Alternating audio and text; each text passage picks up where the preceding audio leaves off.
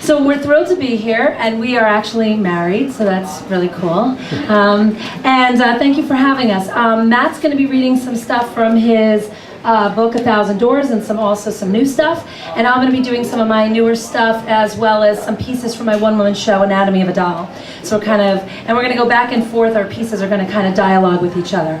So that's what you're in for tonight. This piece has some C.S. Lewis imagery in it. It's called In Lieu of Narnia.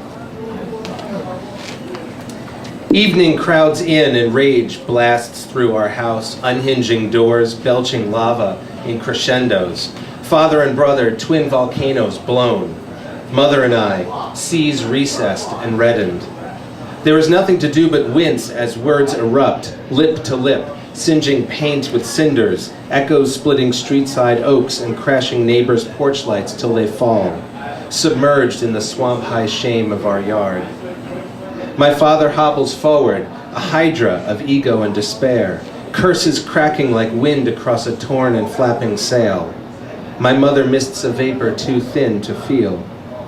On the smoldering staircase in Pittsburgh Steelers pajamas, maize polyester itching thighs, I hope my presence will make it stop, make it quiet, make it go away. But heat has me fumbling for the door. Swung wide, shut up, their voices like chainsaws rising through the flesh of my brain. There is no wardrobe in my sky blue room to walk through. No snow-licked lamppost or Mr. Tumnus. No lion to whisk me away. So I leave. Starboard edge of mattress, staring flatline, staring frozen through the wall, adrenaline and bone with a trampoline heart, prone in a Star Wars curtained courtroom. No language in my severed mind. No gavel or robe to help me object or douse these nightly infernos with truths I know they will remember when the lava cools and pride is forgotten. Had I stuck around to swallow the size of it, joined the voices rousing nails from wooden beds singing sawdust into cracks where termites cannot go, I'd have broken like a top string tuned too far.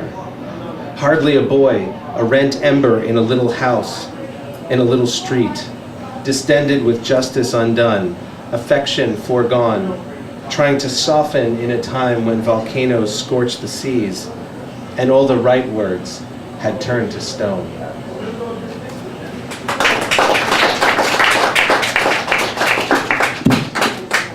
Scarlet Letter. In 5th grade, Father's secrets began breeding under my red confirmation dress, hid in the tunnel of my inner ear, clung to the sentry hairs on the nape of my neck, black inert bodies, glassy eyes, they squeezed beneath fingernails. Quiet as eggs, they spun the red thread of silence that cut me inside out.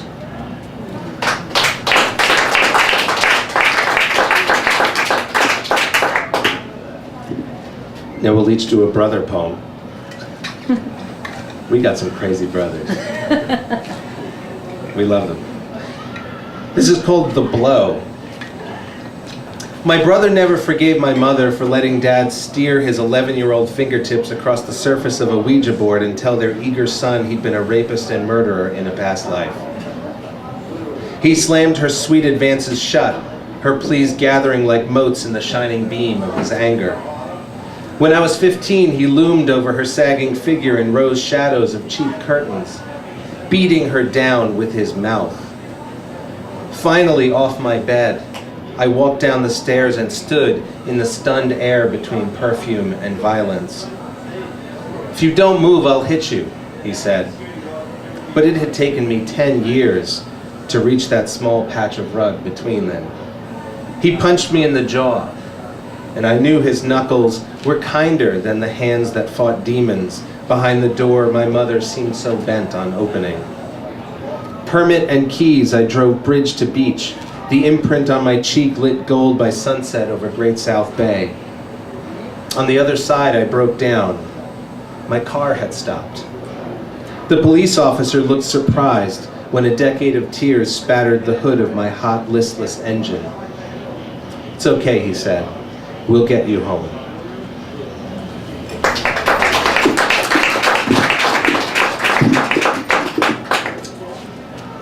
The t-shirt.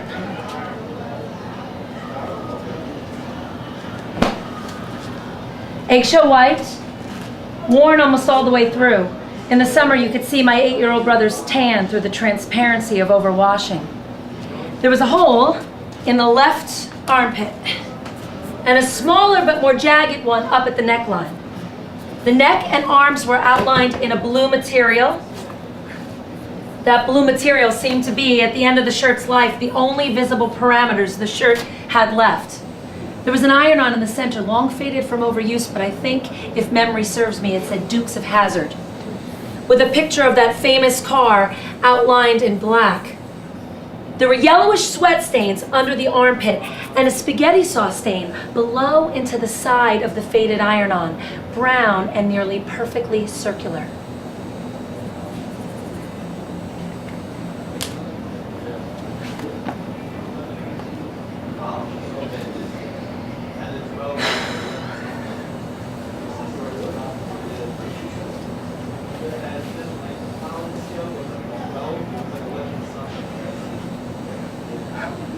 Can't understand why this was my brother's favorite shirt.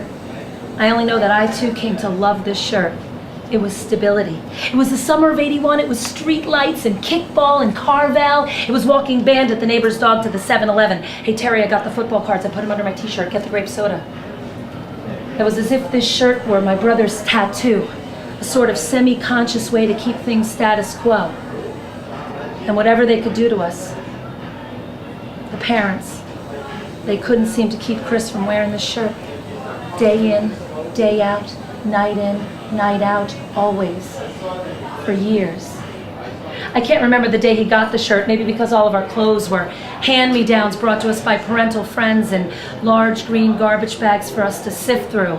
It wasn't until the cotton gave way and softened, or until Chris had pulled it over his crouched up knees 7,000 times. Till it became special. It wasn't until the sweat stains, the spaghetti sauce sweetened the shirt somehow, made it lived in, that my brother began his campaign, the Cal Ripken of t-shirt use. My brother kept his streak up till it literally fell off his body in tatters. That's it. That's it. Give me the shirt. Give me the shirt. My mother took the shirt from Chris and put it under the kitchen sink with a dozen or so other rags. My mother did use the shirt turned rag once. One night she sat, huddled in the corner of her bedroom, the digital clock flashing 12 o'clock, 12 o'clock, 12 o'clock, like the garish neon light at the local topless bar my father sat at. She sat, pulling the cord of the night light on again, off again, on again, off again. Ah! In her lap sat my father's service revolver, cocked, loaded, and wrapped in my brother's favorite t-shirt. This is called Feet. 4 sets of unlike feet. My mother's, splotched with varicose webs, are pale and sheer like tracing paper on a road map. And me, my feet are big. I mean, when I was 12, I could act my age and my shoe size. Jessie has jaguar feet, kind of sleek and sable, almost elegant, ready to pounce on you or steal off into silence. But my father's feet, like gnarled snakeskins, all stained and scaled with diabetes. Tough to look at as he sat smoking on the couch, smoking though he knew it'd kill him faster.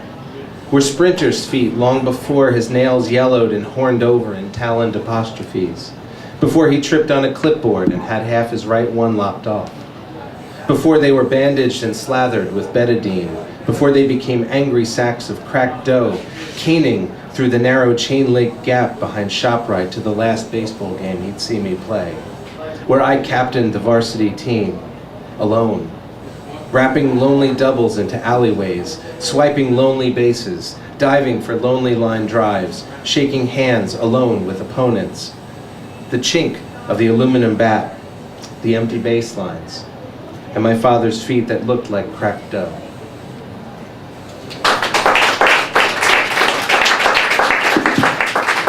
Matt's reading about feet. I'm going to read about the shoe. My eyes on the tongue of my father's shoe. Beat up, Black patent leather, it faces me. Somewhere above me is my father, his other shoe tossed against the wall. I imagine it has left a black smudge. I'm not looking at the black smudge. I cannot look anywhere but at this worn-out shoe. Its sides reflect me. Its soul is pulling away from the body.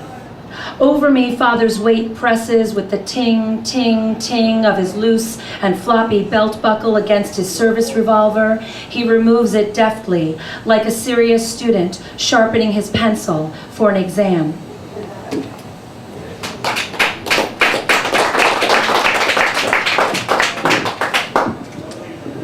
As you might have picked up, our fathers were complicated and difficult individuals, to put it lightly. My father died at 46 in 1989, and Terri's father died at 54 in 1994. So in some ways, we are grateful for that. And but you know, it's like they say, you write about something until you don't need to write about it anymore. So we have each a funeral poem. This is called Receiving Line. I'm so sorry. Your father changed my life.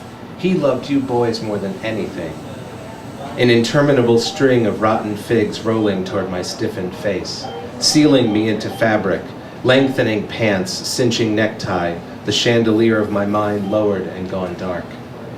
A tall 15, poised on thick rose-patterned carpet, steamed shirt and polished shoes, I stood so many miles from speech. The sun cannot be seen directly. Faces tilt at disparate angles of refracted light. They did not know the man whose tongue framed my house with iron while they flipped channels in tidy rooms. Each eulogy stilled the vowels stirring in my chest. Every laud a pail of dirt tossed down my throat, vines rooting at the base of hidden stakes. My father, neither monster nor saint, my secret, the hanger from which I learned to simply sway. How long I had waited. The crowd prayed and thumbed lint from blazer pockets. I stood, desperate to snip the root of him, the words inching from my mouth like a bud. The funeral. You push me from the inside, you're clawing to get out. You're tearing my insides out with your big hands. Your big hands. That finger that was missing the tip from the war where you killed that girl and you raped the other one and you lost yourself. I remember that finger. That finger was how I could tell it was you in the casket. In the casket, you seemed to smile at me like an omen. I knew you'd come back. I knew you'd never leave me alone. Leave me alone. I dream about you while I sleep. I dream about you while I walk and work and think and fuck and act and create and just try to have a life without you. I wish I could live without you. I feel you kick at me, I'm losing you and I'm afraid. I want to break the cycle. I want to protect my unborn children from you before you push into me, hook your finger into me, pry me open. I'm so tight you pry me open. You crack me from my shell, blue as the sea. You find the hidden meat of me. Fish your tongue inside of me. Suck the tender me from me. Suck me light, an empty shell on the beach, sun-warmed, hollow.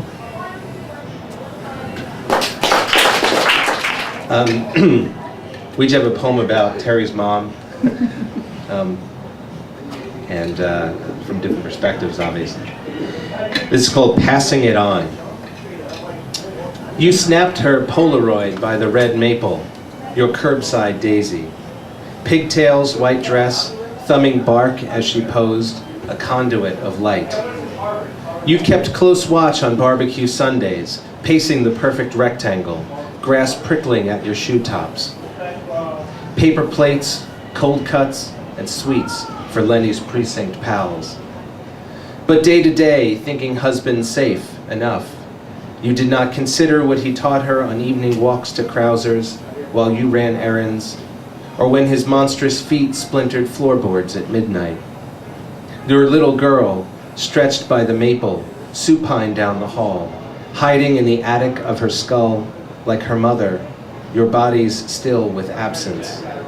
Had you stood, stopped him.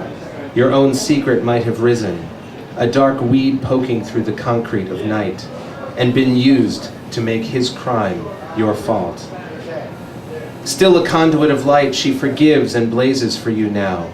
You reach like ivy, as if to curl under door frames, over mattresses, down New Brunswick sidewalks, to snap her back from the man you never wanted.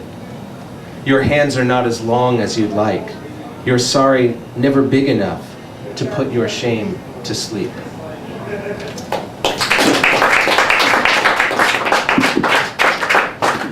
Comfort food. Burgundy roses drift down walls and brown slants across the room, the tip of my pink high-heeled shoe, a sleeping dog at my feet. I'm sitting at the square kitchen table with my mother, stones in our mouths, the years between us, father spread out before us, that forbidden meal. The table is set, a spoon, a fork, a knife sharp enough to carve his initials into my arm. For you, my mother says, and reaches over to hand me a postcard, a recent trip she made through the hills of North Carolina. I imagine this car ride with her, the roadside stands buying thick blackberries and green cardboard containers, the kitschy danger of cheap motels and greasy truck stops filled with homemade cherry cobbler and mashed potatoes with gobs of butter, the gentle opening of conversation. We could put 1,000 miles between us and our history. I push back my chair from the table, the legs grate against the linoleum, a squawk from a falling bird. Her hesitant smile, wind chimes in the kitchen, recipes, weather reports, and the photographs. This is what we have.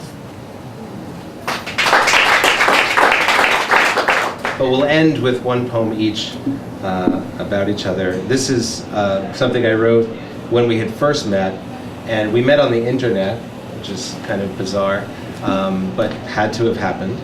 And there's one Russian phrase at the end of this poem, which means because I love her, but I needed to write it in a different language. Getting the Cyrillic in the book was actually something that held it up for about a week. So it was, in retrospect, not a good idea.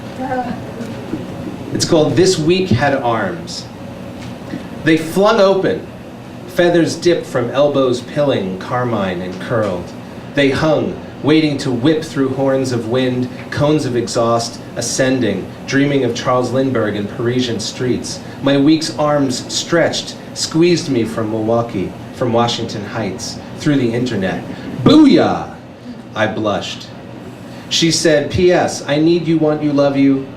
The compost of her wisdom produced in me a blossom. Her voice whirls and climbs in my head, a carousel, accordion jangles till my eyelids close. My body spins against her hot, pink tongue, the cleansing slice of her throat, the speed of comfort in the dark, the howl of beauty in my hands, plucking asymptotes of elation from graph-papered air. My body doesn't spin really. It rocks like a rope moored to shoreline, crashing undertow, crashing undertow. And when she speaks, I am sucked to the sea. Hey beautiful, on the tips of waves, the melodic glass of her aura stained orange and blue by the sky. In this ocean of growing infinities, I am found, bobbing at once in all hemispheres. There are no waters through which I am not permitted to swim. Потому что я ее люблю. They heave and cradle me in their arms. The wet bulk of the world buoys me up, balanced and safe.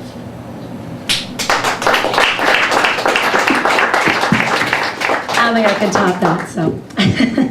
This is my best attempt at writing about the hardest thing to write about, which is love. In the waiting. My love is hungry, spilling mason jars, catching rainwater from rushing gutter pipes, black ink bleeding onto paper. I imagine our legs, vines reaching, toes slowly opening petals, or tonight could be the delicate blade pressed firmly against the satin slip with scalloped edges. How soft and open the landscape of possibility. The clock neglects me. The electric hum of telephone poles outside. I tap the egg on the waiting pan. Translucent cold runs through fingers. Every instant without your touch, the poverty in my hands. I sit in the pooling hours of waiting. Thank you.